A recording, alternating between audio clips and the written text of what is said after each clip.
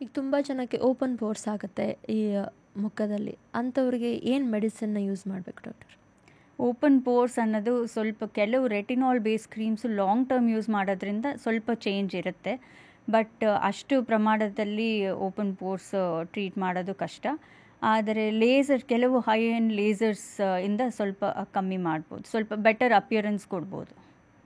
ಈಗ skin care ಅಂತ ಹೇಳಿದ್ರೆ ಬರೀ ಈ ಕ್ರೀಮ್ ಅಪ್ಲೈ ಮಾಡೋದಾಗಿರ್ಬೋದು, ಸೀರಮ್ ಅಪ್ಲೈ ಮಾಡೋದಾಗಿರ್ಬೋದು, ಇದಷ್ಟೇ ಆಗಿರೋದಿಲ್ಲ ಡಾಕ್ಟರ್. ನಾವು ತಗೊಳ್ಳುವಂಥ ಆಹಾರ ಕೂಡ ಮುಖ್ಯ ಆಗಿರುತ್ತೆ. ಈಗ ಸ್ಕಿನ್ ಚೆನ್ನಾಗಿರಬೇಕು ಅಂತ ಹೇಳಿದ್ರೆ ನಾವು ಯಾವ ಥರದ ಫುಡ್ನ ತಗೋಬೇಕು ಡಾಕ್ಟರ್?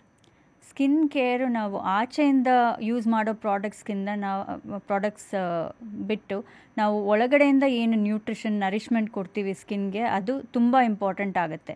ಅದು ಲಾಂಗ್ ಟರ್ಮ್ ಗುಡ್ ಎಫೆಕ್ಟ್ಸ್ ಇರುತ್ತೆ. ಮತ್ತು ಅದು ಲೈಫ್ ಸ್ಟೈಲ್ ಚೇಂಜ್ ಆಗಿಬಿಟ್ರೆ ನೀವು ಬೇರೆ ಪ್ರಾಡಕ್ಟ್ಸ್ ಯೂಸ್ ಮಾಡೋ ನೆಸೆಸಿಟಿ ಇರಲ್ಲ.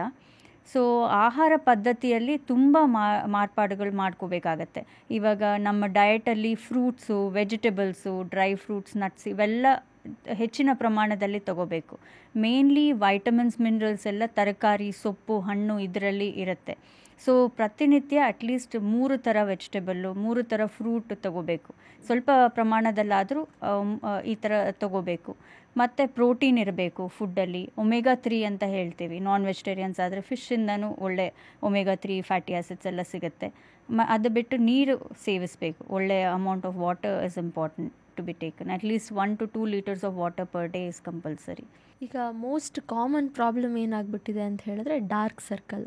ಈ ಡಾರ್ಕ್ ಸರ್ಕಲ್ ಕಂಟ್ರೋಲ್ ಮಾಡೋದಕ್ಕೆ ಆಗದೇ ಇಲ್ವಾ ಡಾಕ್ಟರ್? ಈ ಡಾರ್ಕ್ ಸರ್ಕಲ್ಸ್ ಕೂಡ ಸ್ವಲ್ಪ ಹೆರಿಡಿಟ್ರಿ ರೀಸನ್ಸ್ ಇರುತ್ತೆ. ಅದು ಬಿಟ್ಟರೆ ಸ್ಟ್ರೆಸ್ ಆಗಿರ್ಬೋದು, ಸ್ಲೀಪ್ ಹೈಜಿನ್ ಸರಿಯಾಗಿಲ್ಲದೆ ಇರೋದು, ಮತ್ತು ಬೇರೆ ಅಕ್ಯಾಂಥೋಸಿಸ್ ಅಂತ ಎಲ್ಲ ಹೇಳ್ತಾರೆ, ಸ್ವಲ್ಪ ಮೆಡಿಕಲ್ ಕಂಡೀಷನ್ಸಿಂದ, ಮತ್ತು ವೈಟಮಿನ್ B12 ಡೆಫಿಷಿಯನ್ಸಿ, ಇದರಿಂದ ಎಲ್ಲನೂ ಡಾರ್ಕ್ ಸರ್ಕಲ್ಸ್ ಇರುತ್ತೆ. ಡಾರ್ಕ್ ಸರ್ಕಲ್ಸ್ಗೆ ಸ್ವಲ್ಪ ರೆಟಿನಾಲ್ ಬೇಸ್ ಕ್ರೀಮ್ಸು ಎಲ್ಲ ಇರುತ್ತೆ, ಅಂಡರ್ ಐ ಕ್ರೀಮ್ಸು. ಅದು ಪ್ಯಾಚ್ ಟೆಸ್ಟ್ ಮಾಡಿ ರೆಗ್ಯುಲರಾಗಿ ಯೂಸ್ ಮಾಡಿದ್ರೆ ಸ್ವಲ್ಪ ಮಟ್ಟಿಗೆ ಕಂಟ್ರೋಲ್ ಆಗುತ್ತೆ. ಈಗ ಮೊಬೈಲ್ನ ಹೆಚ್ಚಾಗಿ ಯೂಸ್ ಮಾಡೋದ್ರಿಂದ ಅಥವಾ ಬ್ಲೂ ಲೈಟ್ನ ಹೆಚ್ಚಾಗಿ ನೋಡೋದ್ರಿಂದ ಇದರಿಂದಾಗಿ ಏನಾದರೂ ಸ್ಕಿನ್ ಮೇಲೆ ಪರಿಣಾಮ ಬೀರುತ್ತಾ ಡಾಕ್ಟರ್? ಈ ಬ್ಲೂ ಲೈಟ್ ಅನ್ನೋದು ಲಾಂಗ್ ಟರ್ಮ್ ಎಫೆಕ್ಟ್ಸ್. ಈಗ ದೀರ್ಘಕಾಲವಾಗಿ ನೋಡಿದ್ರೆ ಈ ಬ್ಲೂ ಲೈಟು ಸ್ಕಿನ್ ಮೇಲೆ ಎಫೆಕ್ಟ್ ಇರುತ್ತೆ. ಇವಾಗ ಫೋಟೋ ಏಜಿಂಗ್ ಎಫೆಕ್ಟ್ಸ್ ಹೆಂಗಿರುತ್ತೆ, ಅದು ಸ್ವಲ್ಪ ಅತಿಯಾಗಿ ಬ್ಲೂ ಲೈಟ್ ಎಕ್ಸ್ಪೋಜರ್ ಆದರೆ ಸೇಮ್ ಎಫೆಕ್ಟ್ಸು ಈ ಬ್ಲೂ ಲೈಟಿಂದನೂ ಇರುತ್ತೆ. ಫೈನ್ ಲೈನ್ಸು, ರಿಂಕಲ್ಸು, ಮತ್ತು ಅರ್ಲಿ ಫೋಟೋ ಏಜಿಂಗ್ ಇವೆಲ್ಲ ಜಾಸ್ತಿಯಾಗಿ ಕಾಣಿಸುತ್ತೆ.